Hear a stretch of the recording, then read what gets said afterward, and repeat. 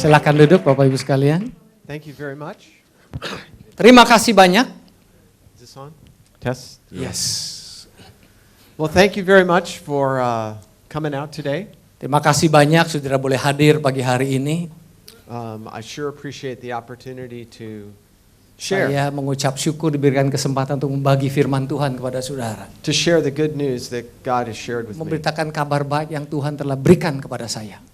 And as the pastor was saying, Seperti Pastor Kong katakan, how many of you have seen the video? berapa banyak sudah pernah lihat video saya? Okay, most everyone. Great.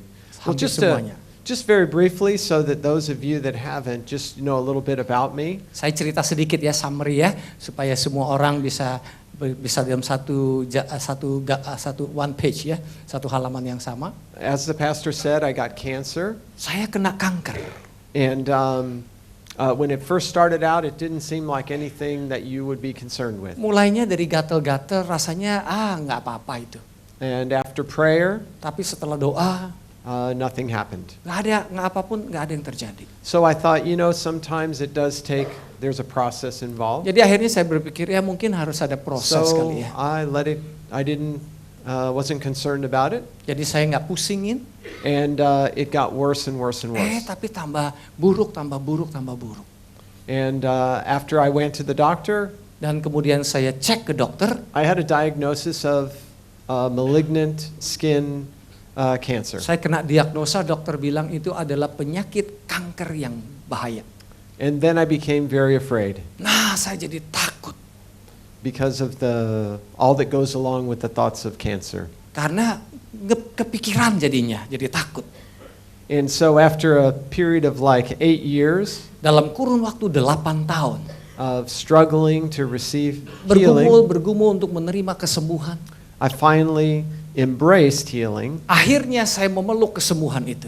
and understood that it was already provided in Christ. Dan saya mengerti sekarang karena sudah disediakan oleh Tuhan Yesus. And I just accepted that it was done, Dan saya cuma menerimanya sebagai sesuatu yang sudah terjadi. and I began to recover. Dan disitulah saya mulai pulih. See, now that's the short version. Itu adalah versi pendeknya, saudara. That's the short version. Itu versi pendek cerita saya. And that's the version a lot of us hear when someone gives a testimony. Dan biasanya cerita itu yang orang kasih waktu dia kasih testimoni, kasih kesaksian. They say, "Oh, I had cancer, Mereka bilang saya kena kanker and Jesus healed me." dan Yesus menyembuhkan saya.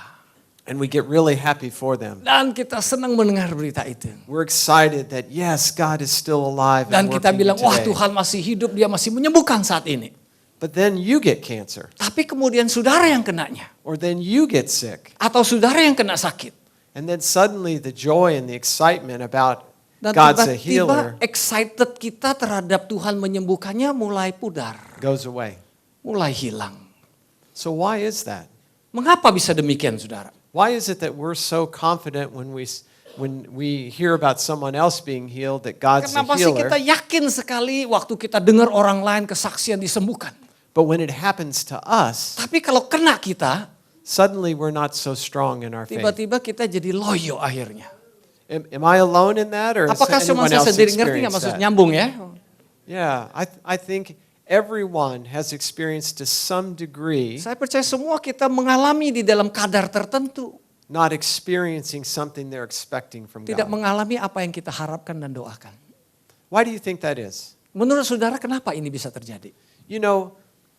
Unless we have let's just take for example, Kita ambil contoh saudara. a wealthy businessman that we might know. Seorang pebisnis yang kaya. They have lots and lots of resources and Punya lots and banyak lots of money. sumber daya dan uang. And we meet them. Dan kita perlu mereka.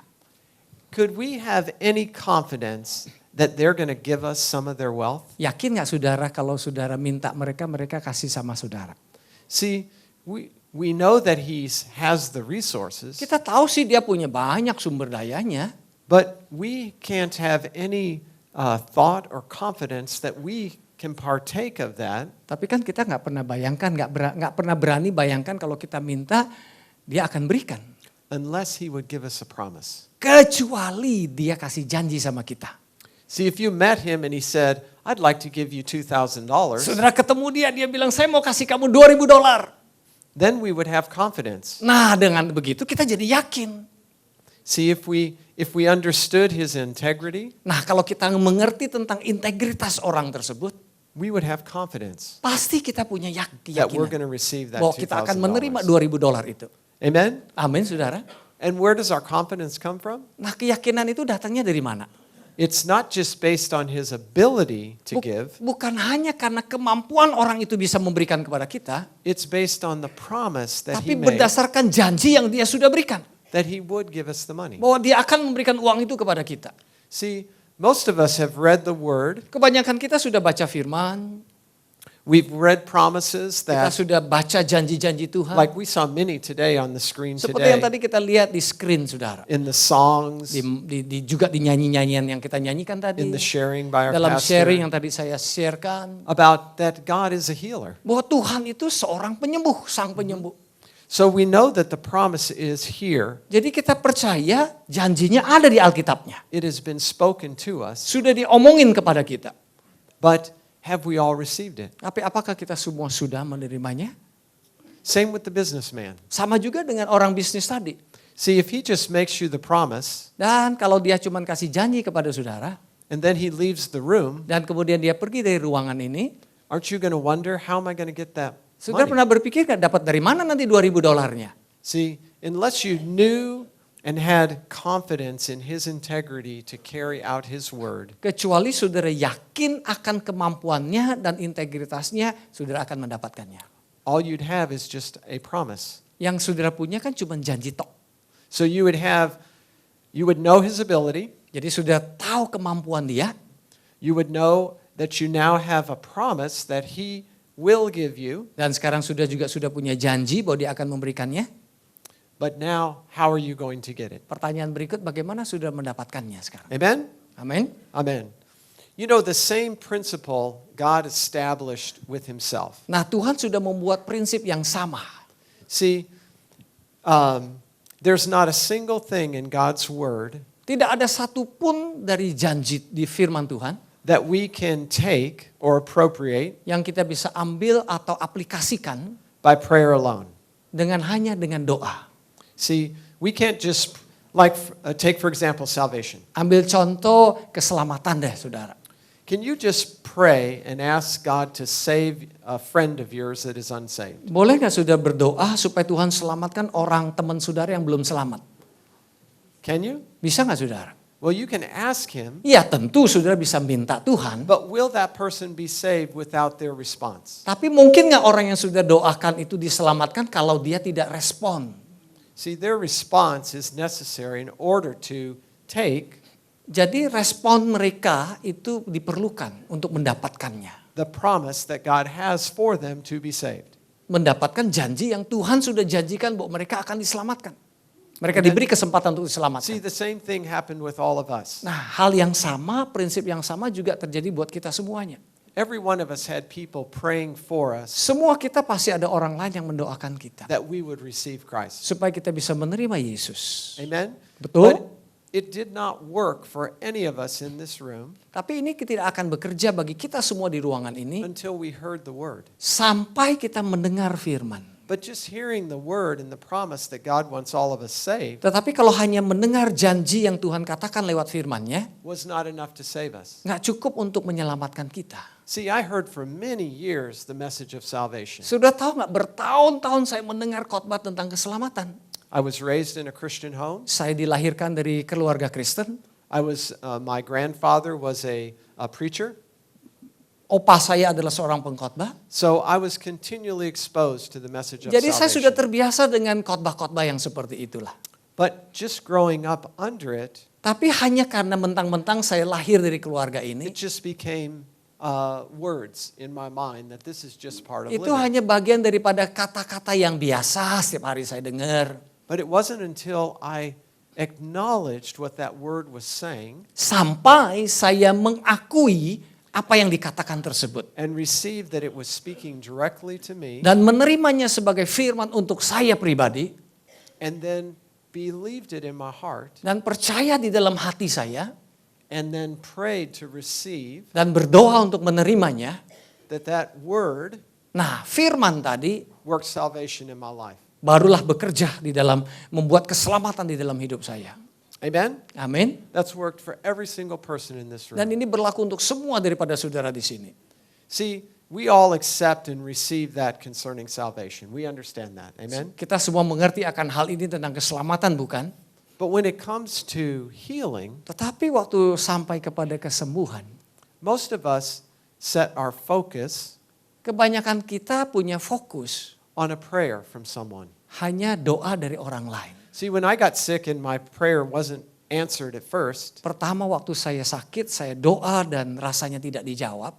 I thought, well, maybe I'll go to somebody that's got more faith than I do. Saya mulai berpikir, saya cari orang lain yang punya iman lebih besar dari saya supaya saya didoakan.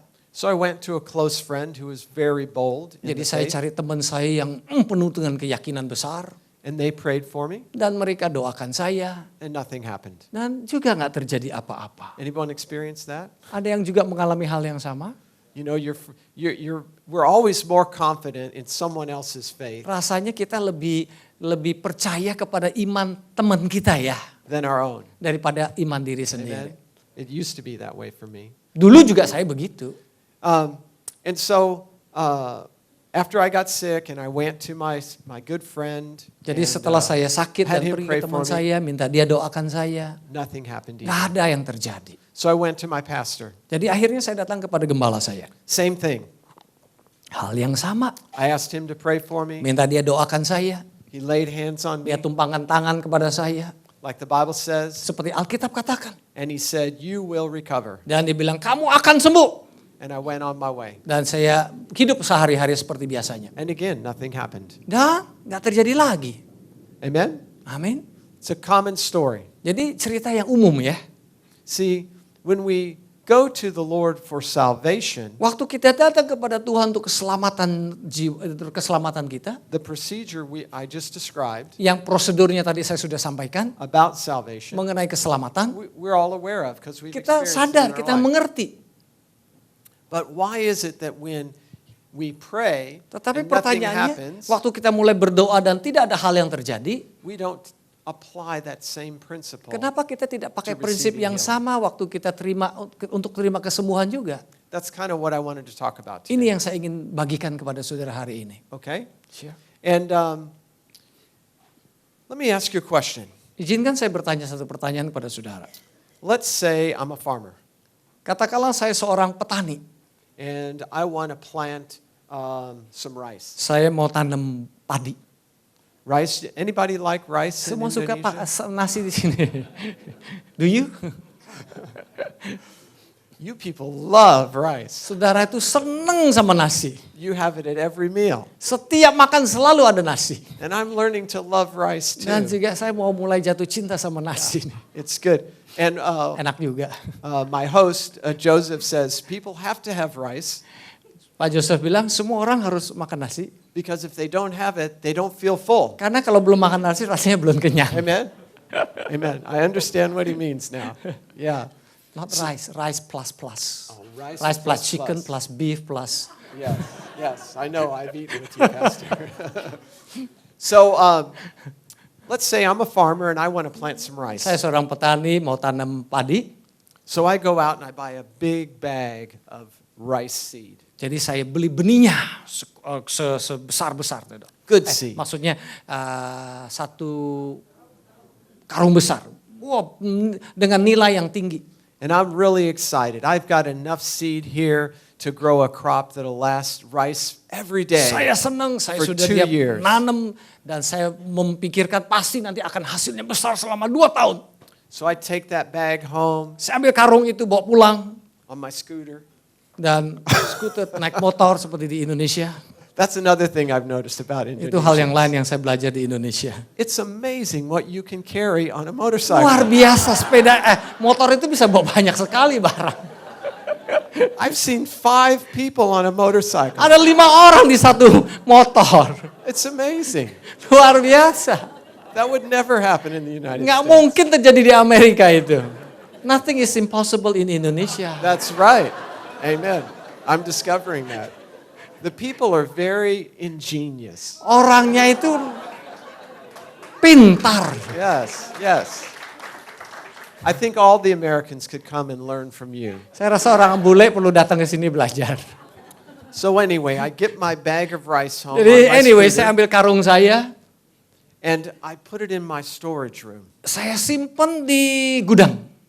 And I tell my wife, Dan we saya have ngomong sama istri saya. rice seed enough for 2 years. Kita akan punya beras 2 tahun banyak. And we rejoice. Dan kami bersuka cita. And we sit down and we eat Dan kita duduk, kita makan. again.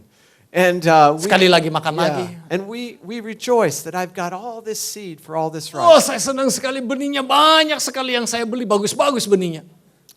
But Tetapi, can I have any assurance apakah saya bisa dapat keyakinan for a harvest untuk sebuah tuaian of rice dari padi tersebut? as long as it's in that bag? Selama benihnya itu masih di karung, disimpan di gudang.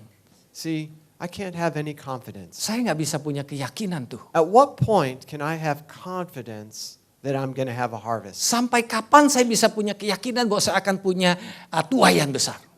See, it's when I go out Yaitu pada waktu saya mulai keluar, and I plant that saya seed. mulai tanam tuh. Tanam. Amen? Amin, Amen? saudara. The same principle with Prinsip, salvation. prinsip yang sama untuk keselamatan. See, God didn't just send someone to pray over us to Tuhan receive tidak hanya kirim salvation. orang untuk mendoakan kita untuk menerima keselamatan. He made the promise. Dia kasih janji, saudara. The promise in His Word. Janji di firman-Nya. See, the Bible says in Mark chapter 4, Alkitab berkata di Markus pasal yang keempat, let me find the verse. Mark 4, yes. Markus pasal yang keempat, Mark 4 verse 14. ayat yang ke-14. You want me to read it? Please. Penabur itu menaburkan firman. See, Jesus said Yesus that, berkata, that the sower sows the word. seorang penabur, dia menaburkan firman. What was he talking about here? Dia lagi ngomong apa ini, saudara? Most of us are familiar. It's called the parable of the sower. Saudara kemungkinan besar tahu tentang perumpamaan penabur. Jesus was talking about a farmer Yesus cerita tentang seorang petani who went out to sow in his field. yang pergi ke ladangnya dan kemudian menabur benih. And he explained about how a seed would fall on hard ground. Dan dia mulai cerita di dalam perumpamaan itu ada benih yang jatuh ke hati yang ke tanah yang keras. And how it would also fall among the thorns and the thistles. Bagaimana benih itu juga ada yang jatuh di tempat-tempat yang punya semak belukarnya. And then he talked about the seed that fell in the good ground. Dan juga dia ceritakan di situ ada benih yang jatuh di hati yang baik. And when he explained the parable, Di tanah yang baik maksud saya. Dan waktu dia cerita tentang perumpamaan ini, he explained that the seed that the sower was sowing dia was ceritakan bahwa benih Word of yang petani itu tebarkan itu adalah firman Tuhan. yes, the word of God. Firman Tuhan. In fact, in 1 Peter Bahkan di 1 Petrus chapter 1, pasal pertama, Peter understood the principle of the seed and used it Petrus mengerti prinsip daripada benih dan memakainya. by inspiration of the Holy Spirit Oleh Roh Kudus dia mendapatkan inspirasi to describe what happens when we become born again. untuk menceritakan apa yang terjadi pada waktu kita lahir baru. He said in verse 23, Ayat 23, 1 Petrus 1 ayat 23, karena kamu telah dilahirkan kembali bukan dari benih yang fana, tetapi dari benih yang tidak fana oleh firman Allah yang hidup dan yang kekal. see, notice he said that the word of God is an incorruptible seed. Jadi di situ dikatakan bahwa benih itu, firman Tuhan itu adalah benih yang tidak fana. And that seed Dan benih itu, is just, the seed has the potential for life in it. dan benih itu punya potensi kehidupan di dalam benih itu. But just as Peter said, Tapi seperti yang Petrus katakan, until that seed is planted, sampai benih itu ditanamkan, we are not born again. kita tidak akan menjadi orang yang lahir baru. It's like a man and a woman, a husband and wife. Sama seperti seorang suami dan istri, They have potential for many children. mereka punya potensi untuk punya banyak anak. But it's not until the seed is planted Tetapi tidak sampai sperma itu ditanamkan in the womb of the wife di dalam sel telur daripada sang that they istri, can have any confidence for children. mereka nggak bisa punya keyakinan akan punya anak. Amen? The potential is there, Potensinya ada, but not until it's sown. tetapi tidak akan sampai terjadi kecuali mulai ditaburkan. Every principle, Setiap prinsip, every truth setiap kebenaran in God's word di dalam firman Tuhan is sown by a seed. adalah ditabur oleh benih tersebut. It's a principle that God established from the very beginning. Ini adalah prinsip yang Tuhan sudah mulai dari awal-awalnya dunia dijadikan. Amen? Amin, saudara. Amen. And so, when I was very sick, Say it again. Jadi waktu saya sakit, I understood about the Word of God. saya sangat sakit waktu itu dan saya mengerti tentang firman Tuhan. As I said, I heard many of the scriptures like we read Seperti today. tadi saya sudah katakan, saya sudah banyaklah baca-baca Alkitab, dengar-dengar khotbah. And some of them were even a favorite. Bahkan beberapa ayat-ayat itu ayat-ayat favorit saya. Like I used to always just quote in my mind 1 Peter 2:24, Misalnya 1 Petrus 2:24 saya sudah ngiang-ngiangkan di telinga saya, di pikiran saya. which says, who his own self Yang katakan oleh dirinya sendiri bear our sins menanggung semua dosa-dosa kita. in his body on Di the dalam tree, tubuhnya di atas kayu, pohon. that ye being dead to sin Sehingga kamu menjadi dosa, mati terhadap dosa. should live unto righteousness, Boleh hidup untuk kebenaran. by whose stripes you were healed. Oleh bilur-bilurnya kamu sudah disembuhkan. See, I administered that to other people, Dan juga saya kasih tahu orang ayat itu. and I had shared with them the truth of God's word, Saya juga bagikan kebenaran itu kepada teman-teman saya. and they had received healing. Dan mereka terima kesembuhan loh. So as I said at the beginning, Jadi seperti saya katakan pada awalnya, I was excited about healing. saya senang sekali, excited sekali, bergembira sekali tentang kesembuhan. But when I got sick, Tapi waktu saya sakit, I realized that the seed that I had saya mulai sadari bahwa benih yang saya miliki itu was still in the bag. rupanya masih ada di karungnya. It was still up here. Cuman ada di otak tok. It was intellectual. Itu hanya akademisi tok, intelektual. In Isaiah 55, Yesaya 58 verse 11, ayat yang ke-11. actually let's read verses 9 through 11. Kita lihat ayat yang ke-9 lah. Yesaya 58 ayat ke-9 until what verse? Verses 9 through 11. 9 sampai 11 Yesaya 58, 58. Pada waktu itulah engkau akan memanggil 55. Yesaya 58, thank you, verse. Ya, Yesaya 55 ayat ke-9, seperti tingginya langit dari bumi, demikianlah tingginya jalanku dari jalanmu dan rancanganku dari rancanganmu. Sebab seperti hujan dan salju turun dari langit dan tidak kembali ke situ, melainkan mengairi bumi, membuatnya subur dan menumbuhkan tumbuh-tumbuhan, memberikan benih kepada penabur dan roti kepada orang yang mau makan. Demikianlah firmanku yang keluar dari mulutku. Ia tidak akan kembali kepadaku dengan sia-sia, tetapi ia akan melaksanakan apa yang kukehendaki dan akan berhasil dalam apa yang kusuruhkan kepadanya. See, notice in verse 11, Lihat ayat yang ke-11. it tells us that the word that the Father sends Dikatakan firman yang dikirimkan oleh Bapa will not return void. tidak akan kembali kepada dia dengan sia-sia. In other words, it's not empty. Artinya firman itu berkuasa, tidak kosong. It has potential. Ada potensi yang luar biasa. And in that potential, Dan di dalam potensi itu there's life. ada kehidupan. And it says that it will accomplish what he sends it to do. Ayat B dikatakan ia akan melaksanakan, mencapai apa yang dikehendaki untuk dilakukan. In Psalms 107 verse 20, Di Mazmur 107 it tells us one of the purposes for which he sent the word. dikatakan salah satu tujuan mengapa Tuhan mengirimkan firman-Nya. Psalm 107, Mazmur Verse 107, 20. verse 20. 20, right? Disampaikannya firman-Nya dan disembuhkannya mereka, diluputkannya mereka dari liang kubur. See, and I was wondering, why is it that when I minister that word to other Saya mulai people, pikir kenapa waktu saya melayani orang dengan firman yang sama, they would be healed, mereka sembuh. but now I'm sick. Tetapi saya sendiri masih sakit. And why isn't it Kok bisa working? begitu? I understood Sekarang saya mulai mengerti that the seed bahwa benih was just in here. cuman ada di otak saya tok. It was just like the hard ground. Seperti di tanah yang keras. When Jesus talked about the parable of the sower who Yang waktu scattered the Yesus seed. kasih perumpamaan tentang menabur benih itu loh. See, and that seed Di benih itu had fell on hard ground in our hearts. jatuh di tanah yang keras di dalam hati saya. And I saw that I was evaluating that word Dan saya melihat diri saya sedang mengevaluasi firman itu with my 5 senses. dengan 5 panca indera saya. And I realized that by doing so, Saya sadar dengan melakukan itu, I had not really received it into my heart. saya sebenarnya belum betul-betul masukkan terima dalam hati saya. Amen. In Proverbs chapter 4, Di Amsal pasal yang keempat, it tells us diceritakan di situ about a way bagaimana sebuah jalan to receive healing. untuk menerima kesembuhan. In verses 20 Ayat 20 Amsal pasal keempat ayat 20, hai anakku, through 22.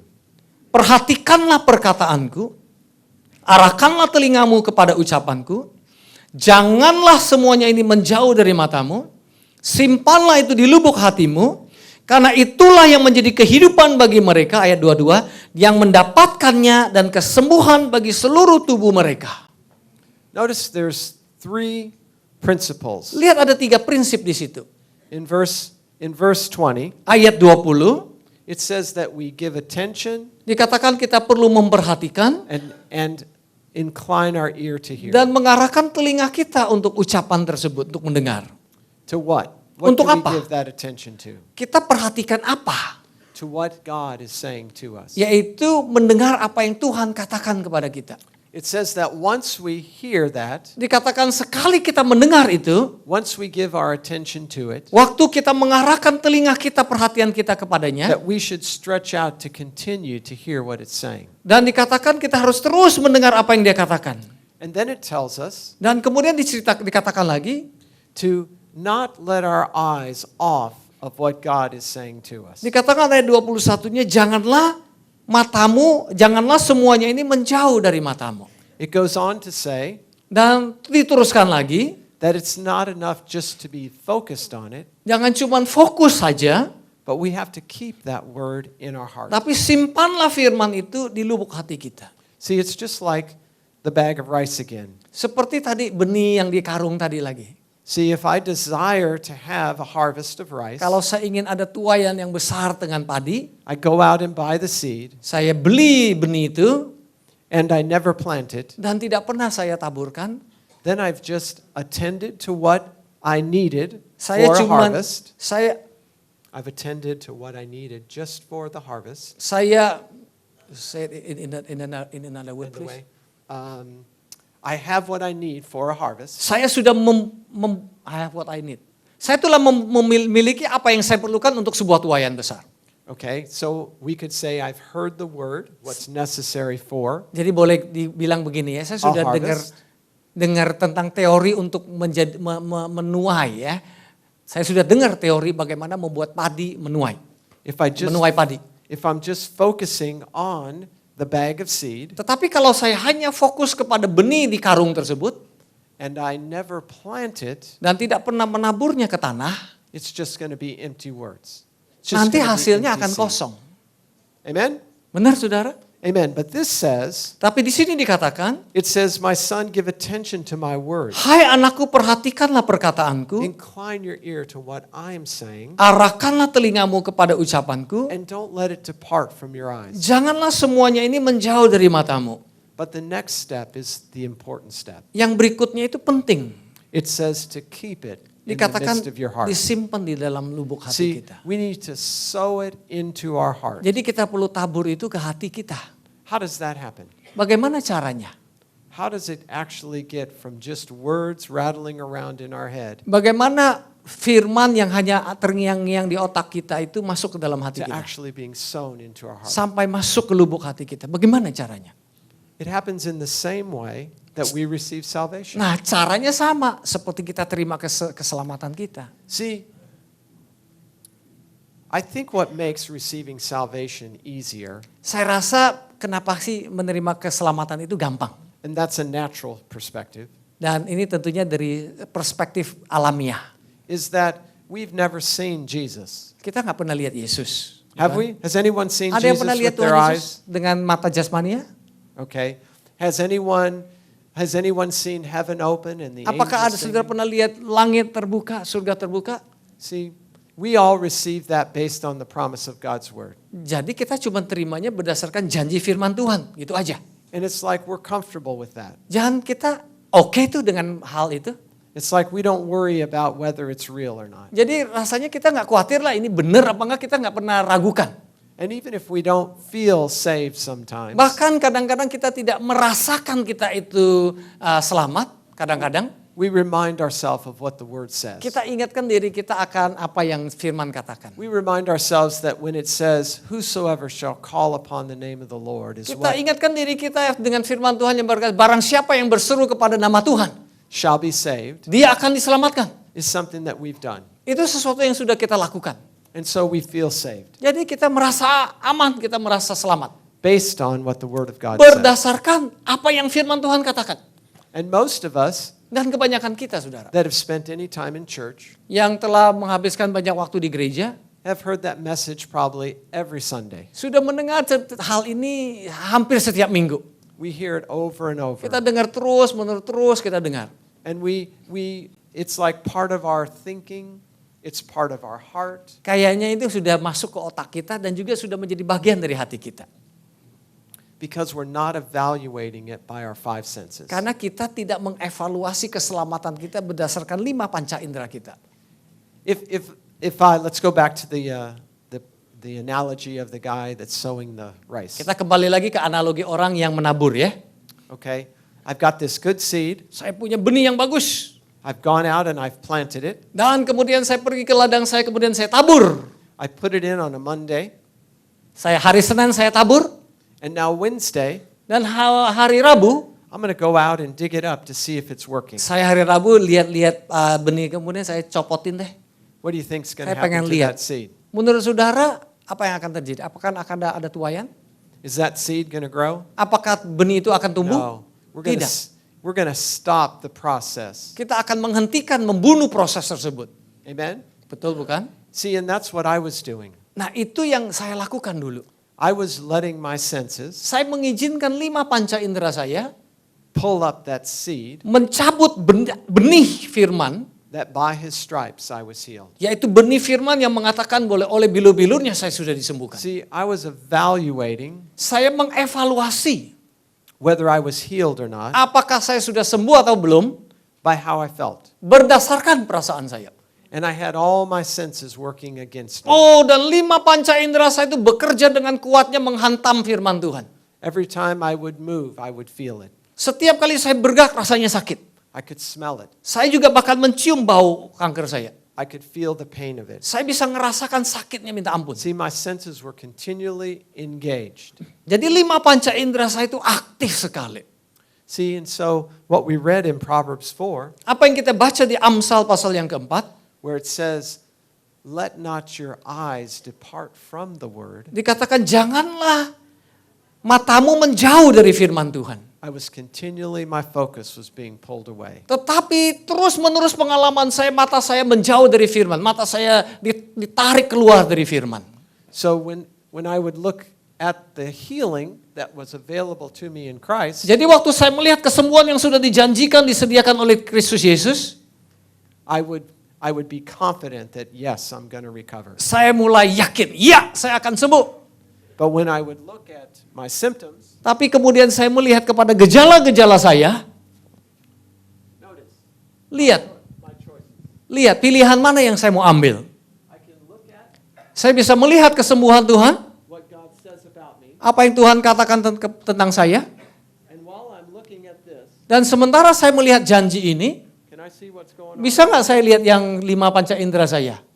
No, we can't. Nggak bisa.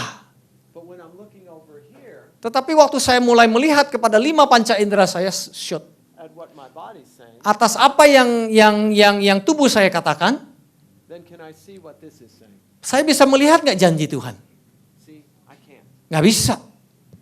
The Bible says that a person that's continually doing that, back and forth, Alkitab berkata orang yang senantiasa melakukan ini, fokus kiri, fokus kanan, fokus kanan, fokus kiri. it describes them as being double-minded. Alkitab menyatakan orang tersebut sebagai orang yang punya pikiran ganda. In James, turn to James chapter 1 Pikiran ganda. Yakobus pasal yang pertama. in verse 8. Yakobus pasal yang pertama ayat yang ke-8, sebab orang yang mendua hati, pikiran ganda, orang yang mendua hati tidak akan tenang di dalam hidupnya. It says a double-minded man Orang yang pikirannya mendua, is unstable in all of their ways. tidak stabil di dalam hidupnya. See, the fundamental definition of faith Definisi fundamental daripada iman is being steadfast, adalah kokoh, stable, stabil, unmovable. tidak bisa digoyahkan. But when you're focused on two different things Tapi kalau kita mulai fokus kepada dua hal yang berbeda, about one subject, tentang satu subjek, you're unstable. saudara menjadi mendua hati. Have you ever tried to decide on what restaurant you want to go to? Saudara pernah nggak ke restoran mau pilih yang mana gitu ya? And you have two favorites, Dan ada favoritnya, ada and dua you're di dua craving tempat. both, Dan dua-duanya sudah pengen makan. and you ask your wife, where do you want to go? Dan sudah tanya sama istri saya, mau kemana? And she says, where do you want to go? Istri tanya, kamu yang mau kemana? And it takes you half an hour longer to get to the Ya restaurant akhirnya telat setengah jam saudara because ke you can't restoran tersebut. decide. True? Karena sudah nggak bisa ambil Yeah, we've all keputusan, benar? experienced that. Yeah. But we are smart Indonesian. How do you We do it? order from one and bring it to the other restaurant. That's a great idea. And then you have both. Indonesian. Ingenious. You people are very ingenious. But notice it says Tapi apa yang dikatakan di situ? that you're unstable in your ways. Saudara tidak tenang, tidak stabil di dalam hidup saudara. Read verse 7, please. Ayat yang ke-7, orang yang demikian janganlah mengira bahwa ia akan menerima sesuatu dari Tuhan.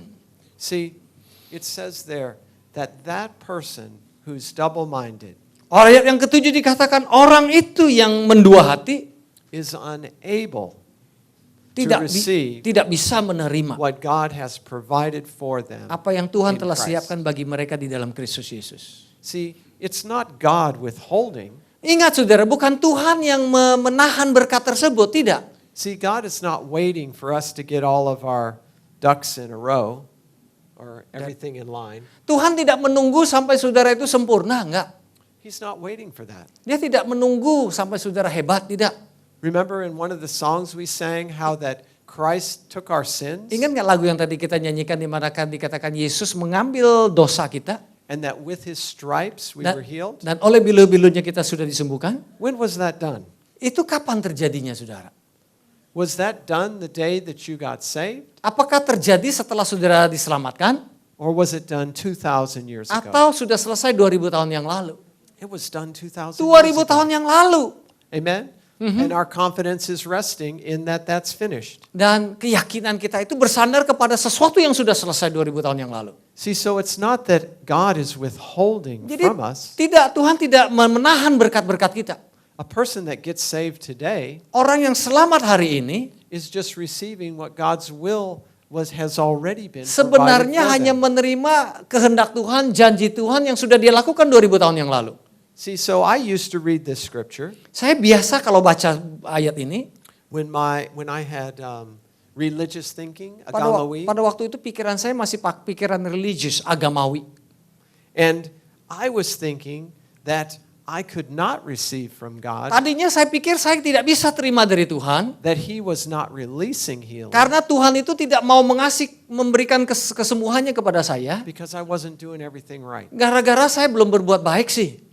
See, I was thinking that I had to bring forth the increase. Dulu saya berpikir bahwa saya harus mengupayakan sesuatu supaya Tuhan mendengar doa saya. See, a farmer, Seorang petani, after he plants his rice, setelah dia menabur benihnya, he doesn't worry about it. dia nggak khawatir.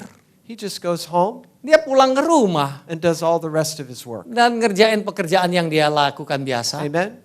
Bukankah begitu? He knows that that seed, Karena dia tahu benih yang dia tabur tersebut ditanam with the right amount of water, dengan air yang cukup in that good soil that he dan prepared, tanah yang bagus yang sudah dia siapkan, is going to produce a harvest. pasti akan menghasilkan tuaian. He doesn't worry about his part in that. Dia nggak pusingin bagian dia di situ. He doesn't go out there and talk to it every day. Oh, Dia seed, tidak pergi please ke grow, benih please tersebut grow, dan please ngomong terus ngomong what did he Please say? grow, please Oh, grow. tolong dong bertumbuh dong. grow. When are you going to grow? Kapan kamu mau bertumbuh? Oh, I put you in there 2 days Oh, ago. 2 hari yang lalu saya taruh kamu di situ. How come you aren't here yet? Kenapa kamu belum tumbuh-tumbuh juga? You know, he doesn't think that way. Petani nggak pernah pikirin seperti itu. See, we think that way though. Namun kita nih suka pikir seperti See, itu. when I prayed to be healed Waktu saya berdoa supaya disembuhkan and was prayed for many times, dan didoakan beberapa kali oleh orang lain, I would feel still sick. saya merasa masih sakit. So I had no rest. Dari segala dosa, darah Yesus mendamaikanku dengan